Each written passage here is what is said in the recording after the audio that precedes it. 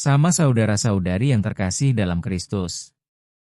Saya yakin bahwa hampir semua dari kita pernah merasakan duduk di dalam pesawat, menatap landasan, merasakan getaran saat lepas landas, lalu perlahan naik menembus awan.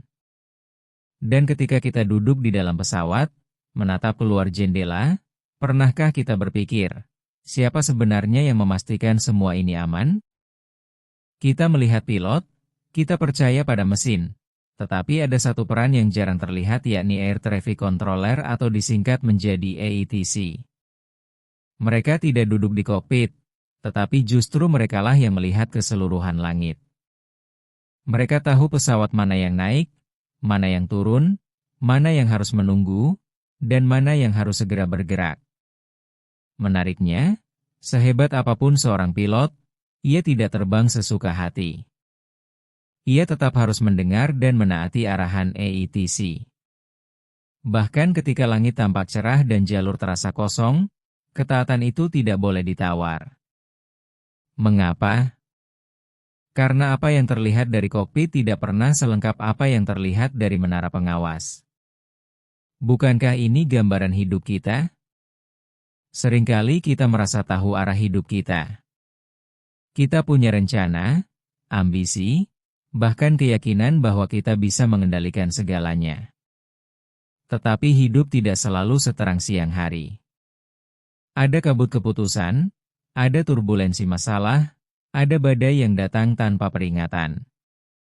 Dan di saat-saat seperti itu, kita baru sadar, ternyata kita tidak melihat semuanya.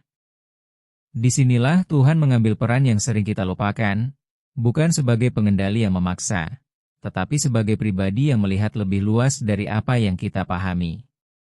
Ketika Yesus berkata, "Jika kamu mengasihi Aku, turutilah perintahku," Ia tidak sedang membatasi kebebasan kita. Ia sedang menjaga arah hidup kita. Seperti ATC yang memberi instruksi bukan untuk menyulitkan pilot, tetapi untuk menjaga keselamatan, demikian pula Tuhan memberi perintah bukan untuk mengekang, tetapi untuk melindungi. Masalahnya, kita sering ingin tetap memegang kemudi sepenuhnya. Kita mengikuti perintah yang kita suka, dan mengabaikan yang terasa sulit. Kita mendengar, tetapi menunda. Kita tahu, tetapi memilih jalan sendiri. Kita taat, tetapi hanya pada bagian yang nyaman. Padahal, dalam penerbangan, ketaatan yang setengah-setengah bisa berbahaya. Ketaatan kepada Tuhan memang tidak selalu mudah. Kadang Ia meminta kita menunggu saat kita ingin bergerak cepat. Kadang Ia meminta kita mengampuni saat hati masih terluka. Kadang Ia meminta kita percaya saat logika belum menemukan jawabannya atau tetap setia ketika ingin menyerah. Namun disitulah letak kedalaman iman, bukan pada seberapa kita mengerti, tetapi seberapa kita percaya. Dan kita tidak sendirian.